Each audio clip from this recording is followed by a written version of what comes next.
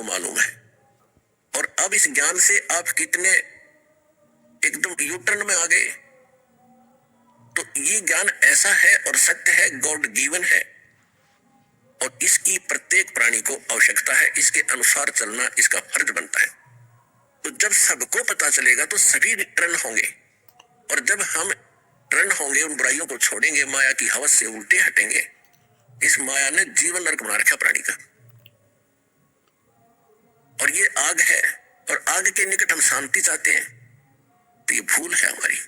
जब हमारी भक्ति बढ़ेगी, परमात्मा आपके साथ रहेंगे, आपके प्रत्येक काम को ऐसे शांतिपूर्वक ढंग से करते रहेंगे, आप में दृढ़ता भी आती रहेगी, भक्ति में इच्छा रुचि भी बढ़ती रहेगी। और यदि आप माया ही माया मांगने आते रहोगे तो माया आपको मिल भी जाएगी आपके कर्मानुसार, जो भक्ति कर रहे हो, दान कर रहे हो, सेवा कर रहे हो, लेकिन वह तो आपको फूकती भी रहेगी साथ में। और जब परमात्मा अपने अनुसार आपको बनाकर देगा एक्टिविटी, तो फिर वो आग फूकती नहीं, वो उचित काम जो आपने उससे लेना है, वो एक परमात्मा ने प्रॉपर ढंग से उसको सेटिंग कर दी जाती है। आपको उतना ही लाभ देगी जितनी आवश्यकता है। जलने नहीं देगा भगवान, आपको एक ऐसा इंस्ट्रूमेंट बना दिया जाता है इस भक्ति के माध्यम से। तो फिर हम अपने आप शांत होते चले जाएंगे। फिर ज्ञान होगा कि जो असली धन है इस मनुष्य जीवन का, वो तो हम भूल चुके हैं। हम विद्यार्थी हैं, और यदि विद्यार्थी विद्या छोड़ करके उस विद्या काल में यानी स्टूडेंट टाइम में और ऐसे ही बकवादों में लगा रहता है, तो उसका भविष्य व्यर्थ होता है, अंधकार में होता है। आपको खूब पता है। इसी प्रकार आपका जो मनुष्य जीवन है, इसको प्राप्त करके आपने केवल भक्ति करनी थी, शुभ काम करने थे, भगवान का नाम लेना था, परोपकार करना था। ये सभी आपके इम्तिहान के मार्क हैं, जो आपको परीक्षा के समय काम आएंगे।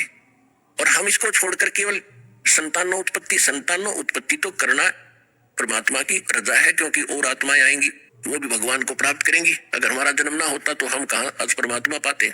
लेकिन वो तो परमात्मा ने विधान बना रखा है, वो तो होगा ही होगा, उतना ही होगा जो उसने रच रखा है। फिर हम जब भक्ति करेंगे, परमात्मा के चरणों में आ जाएंगे, तो फिर हमारी जो संतान होगी, क्योंकि हमारे संस्कार वश तो एक ऐसी रकमी संतान होनी थी जो हमें ना भक्ति करने देती, और बीच बीच में 36 पंगे पाए रखा हो, कितना मुकदमा बनवा देती, कितना कुछ कर देती। तो उसको अब शरण में आने के बाद जब आपको संतान प्राप्त होगी, तो परमात्मा अपने हिसाब से देगा। अगर कोई ऐसी दुखदाई कर्म संस्कार कोई बालक आपको आना है, क्योंकि इस ज्ञान से आपको पता भी लग जाएगा, क्योंकि अभी तो आपको ये थोड़ा थोड़ा सा उजियारा हुआ है इस अध्यात्म ज्ञान का। जब अध्यात्म ज्ञान से आप परिचित हो जाओगे, जैसे सुखदेव ऋषि ने कहा था, जब वो गर्भ से बाहर आए, 12 वर्ष तक मां के गर्भ में रहे थे, उठकर चल पड़े। जब उसके पिता व्यास जी ने कहा था, बेटा शकल तो दिखा दे अपनी, पुत्र वो मैं व्याकुल हूं मैं।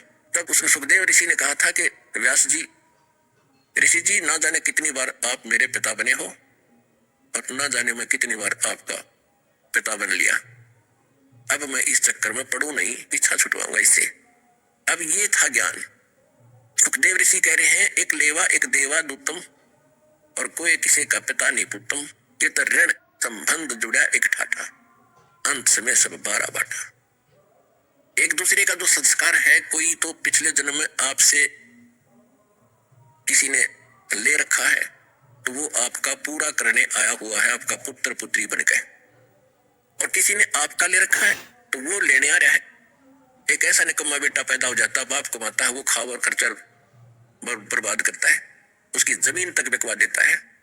तो वो ऐसा निकम्मी संतान ना तो भक्ति करे ना करने दे।